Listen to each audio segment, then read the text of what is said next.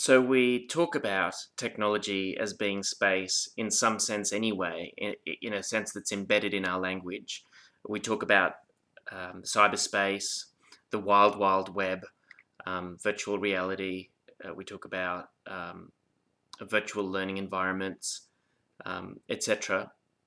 And uh, and so, in some sense, there's no explanation needed. It's an intuition. It's a metaphor that we use instinctively. Uh, but I'm just fascinated at where you can take the reasoning, um, and um, and I've never really captured it in any writing or anything that I've said. So I'm just doing this for the books, really, for the record. Um, and what it comes down to for me then is this idea that space, any kind of space that you talk about, is essentially interactions between components. When we talk about physical space, if something is close to me in physical space, then I can interact with it. But if it's a long way away, I can't interact with it. Not at will. I mean, a distant star, I can see that star with my eyes, but I didn't have any control over that. I did look up, but that's just par for the course that that star is shining light to me. It's taken millions of years to get to my eyes. So physical space, our very definition of physical space has got to do with whether we can interact with something. I can't speak back to the star, not instantly. And if there's a wall between me and you, I probably can't interact with you at all. If you're in another country, I can't interact with you at all, not without technology. And instantly there you see why you might say technology is space, because technology opens up a causal relationship between two physical locations that otherwise would not be able to interact. Um, there's something in this that has to do with the repetition, the reliable repetition of certain processes. So in physical space, we can't take for granted that there would be more than one electron or more than one atom, that the law of gravity or electromagnetism or whatever else we consider to be universal laws, we can't take it for granted that they are universal. The notion that there might be more than one atom in the universe, that we can talk about more than one carbon atom or oxygen atom. The universe is made up out of iterations, out of things that repeat. So there's more than one solar system. The Earth has orbited the Sun more than once. There's all of these repeated processes that build up and that are very reliably built up. When you come to living creatures, if you just look at a single cell, a single amoeba or whatever it is, that cell can only exist because of repeated physical processes. It is dependent on that physical reality for it to exist. But we immediately recognize when we look at a living creature or a living cell that this has a quality that is separate to just pure physical space. And it has something to do with complex cause and effect relationships. So it's that complexity of the components of the cell that are recursive as well, the cell can reproduce, that we recognize in that cell, and we can talk about living things as existing as a separate domain. Now that domain is made up out of physical reality, but it is in some quality are different. Very clear to our eyes that it's different. And then so you can shift domains up from there. You talk about thought, and whether it's an animal, any animal, or a human being, thought needs neurons, and neurons need a body, and the body then needs the physical universe to keep on behaving in certain ways for it to exist. So at different levels of reality, there has to be this iteration or this consistency. But once you've got that consistency, you can build a derivative domain on top of that.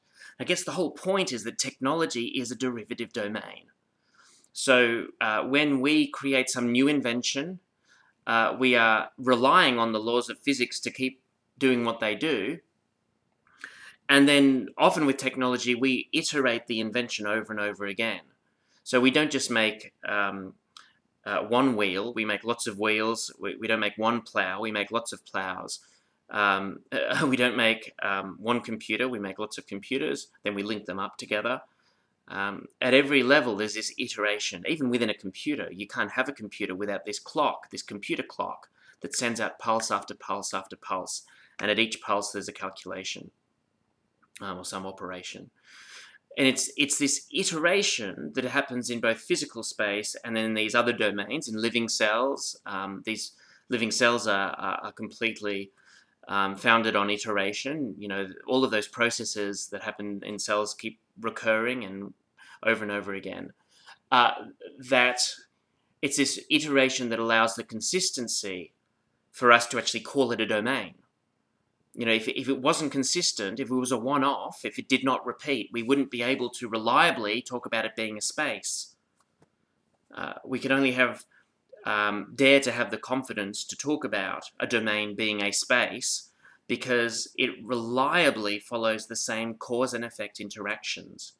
So if I have a telephone and you have a telephone and you're in New York and I'm in Sydney, and providing that we're confident in the repeatability of this, that I can pick up the telephone and call you, and that reliably expect to be able to speak to you, and then through those electrical wires that we have invented, we can recreate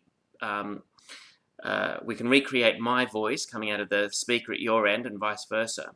Then we have rewired a cause and effect relationship that is going to reliably reproduce in future. And in that sense, technology is space. It's in that structural, reliable, repeatable rewiring of cause and effect relationships that technology is space. So there we've talked about the physical domain, the domain of life, the domain of thought, now the domain of computers, and you can identify others as well. In many ways, culture is in itself its own domain. It follows laws of language and of symbols and of and what repeats is utterances, and they seem to have a life of their own. The whole thing about memes is essentially tapping into that idea, is that a funny picture of a cat will iterate reliably. Bad news will iterate reliably. And so there is a domain that is made up out of our brains that sort of we can talk about, and often do talk about intuitively. Now, all of this thinking, I mean, you can look at how domains interact with each other, and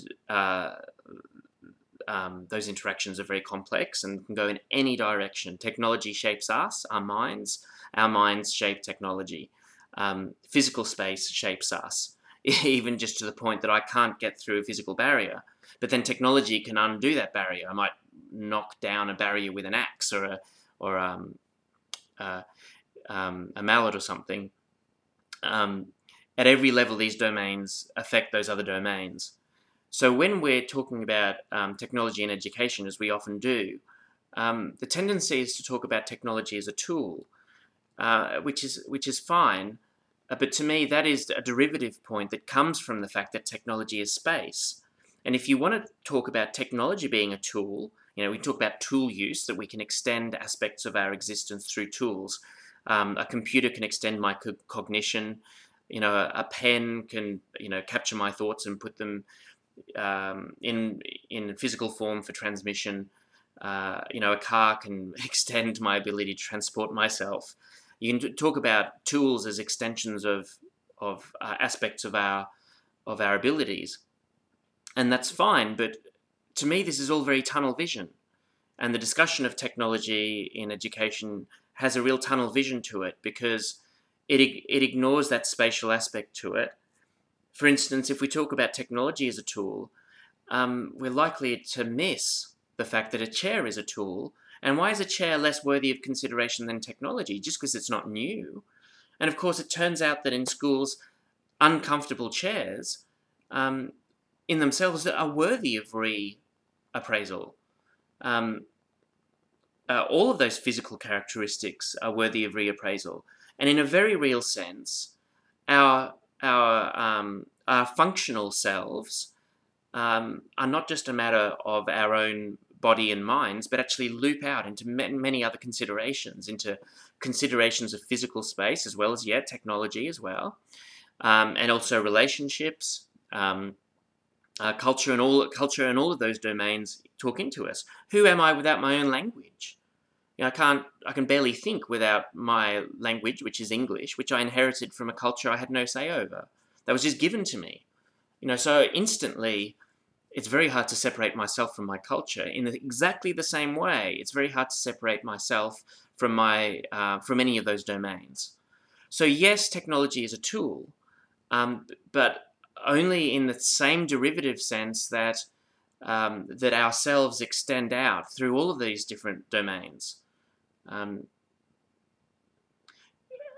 So when we are scanning, when we're looking for ideas for improving learning at schools, for me, it's much more powerful to think about these spatial domains and to consider technology as a spatial domain, as a very real one. And what it means is that you won't get tunnel vision. You won't do something, for instance, like this. You put a computer in every student's hands, but you still sit them in rows facing the front. Or you still follow the same cultural scripts. Culture is a domain, right? So if you're going to think about technology, you may as well think about the cultural space and say, well, let's put everything on the table here. Why am I lining up kids outside? Why might I have conventions of when people are allowed to speak and who has a privileged voice in the classroom? Because those cultural conventions are just as much about cause and effect and can be shaped just as well as technology shapes cause and effect, and just as much as physical space affects cause and effect. So to me, space is cause and effect. And you can't consider, it just makes sense to consider one domain without considering all of the others at the same time.